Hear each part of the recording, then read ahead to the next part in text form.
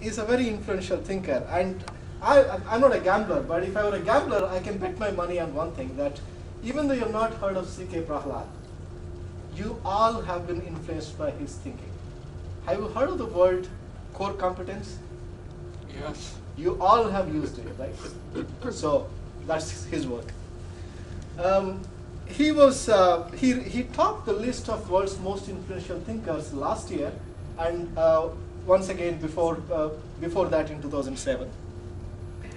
His major ideas were core competence, dominant logic, and strategic intent. And recently, he's been talking about fortune at the bottom of the pyramid. One of the reasons why I really like C.K. Pralahad's work is because he's one who has had an impact around the world, across the communities, not only the scholarly community but also in the practitioner community. Just to give you an idea of the impact that he had, if you Google his name, you would get close to 2 million hits. And an average professor, if you Google an average professor, you would get about 100 hits. Okay, so that should give you an idea of C.K. Pralahad. The other important books that he wrote are about future of competition, the multinational mission, competing for the future, and the new age of innovation. So what's the thing in this book? I mean, it's really a very simple idea. What he did was, he said that we all knew this even before C.K. Pralahad has told us. He drew the World Economic Pyramid, and then what he said was that there are people earning over $20,000 per year. If you look at that population, it's about 75 to 100 million. And if you look at those who earn about $1,500 to $20,000, it's about 1.5 billion to 1.75 billion. But if you look at the people who earn less than $1,500 per year, you're talking about over 4 billion people. So typically, corporations focus only on the top of the pyramid, but not on the bottom of the pyramid. Individually, these consumers may not have a lot of purchasing power, but combined, they have a huge purchasing power. Collectively, their purchasing power could be anywhere from $5 trillion to $12.5 trillion. Why is the variation? Depending on the estimates. But I know one thing for sure, whether it's 5 trillion or 12.5 trillion, I know that it's a lot of money. So what he said is that if this is so simple, why is that people have not done this before? So that is because we have the bottom of the pyramid markets, and political system has tried to protect. Aid agencies have tried to give money to them, and the corporations have tried to sell, and NGOs have tried to tell to the people like what they should do. So to change that, what he says, what Pralahad tells us is that you must have a two-way interaction with the bottom of the pyramid markets.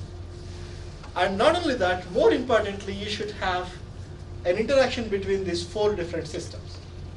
So to change this, to tap this fortune at the bottom of the pyramid, what Pralahad says is that companies must first understand the bottom of the pyramid markets. The first thing is that you have to understand that there is money at the bottom of the pyramid. If you think there is no money at the bottom of the pyramid, which is what people have generally thought about, then you are really not going to do anything at the bottom of the pyramid. And he wants us to understand that access to BOP markets is a challenge. These are all spread all over the world, and even if they are in the urban areas, it is not easy to reach them. And one more thing that he says is that consumers in the BOP markets, unlike what we think, are very, very brand conscious. I mean, they are willing to they are willing to buy high quality goods. And another important thing, I think this probably is the most important reason why this becomes an area for us to focus on, is because now they are all very, very connected because of the cell phones and because of the internet. And finally, they embrace technology very, very easily and very readily. And so the second thing that you have to do is to develop the BOP markets. How do you develop? One is you have to create consumption capacity. Pralahad says that you can have single serve kind of sachets. When I came to Canada like about 10 years ago, I was very surprised when I went to the store to buy my stuff, and I was very surprised because when I was in India, like if I were to buy a ketchup bottle, I would buy a 200 ml, right? So that would be like a Sprite can, it's smaller than that. But here, like, I had to buy something as big as this and keep it in my refrigerator, right? So it was kind of completely a different world for me. And so in order to develop this bottom of the pyramid markets, what you have to do is you have to innovate new goods and services. And through these new goods and services, you basically provide dignity and choice to these customers. And in order to do all this, you trust between the consumers and the companies, between the consumers and the agencies is a very important thing that needs to be there. So I'd like to keep things in pictures. So you have to understand the BOP markets, and second, you have to develop the BOP markets. It's an iterative process. And then Pralahad gives 12 principles of innovation for production service at the bottom of the pyramid. I've collapsed them into fewer. So the very first thing, I think this is the most important thing, is that he really challenges us to think differently on this one. Is that we always think that if it is low price, then it is low quality, right? He says no, it is low price and high quality. You have to think of this price and quality equation very, very differently.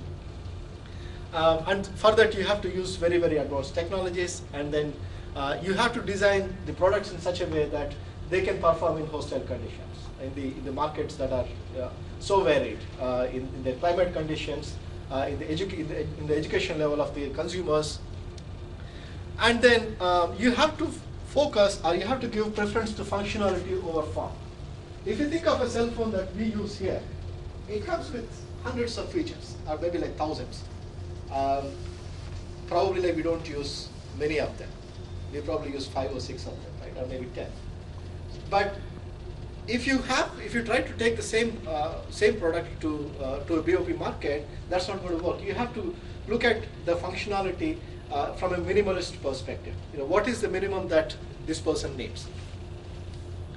And the models that you develop, or the products that you develop, they have to be scalable, because in the BOP markets, we are not talking about huge margins from each purchase.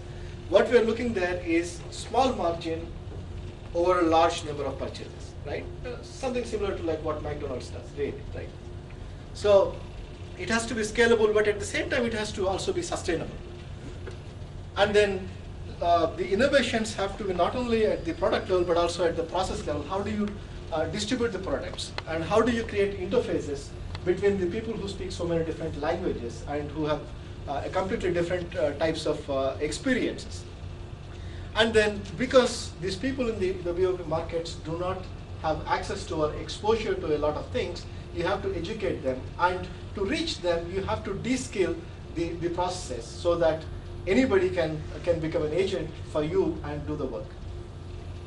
And then finally, if you want to work in the BOP markets, one thing that you need to always do is to challenge the conventional wisdom. So whatever you have thought about before in terms of management or companies, that is not going to work.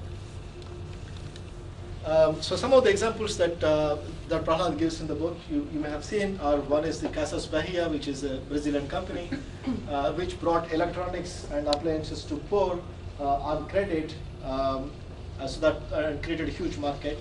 And the other example that he gives is Jaipur Food, which sells for about $50 a prosthetic limb, which is $50 is a fraction of what we get it here. Then finally, he talks about a private and NGO partnership, an MNC and NGO partnership in soap. Have you seen these videos?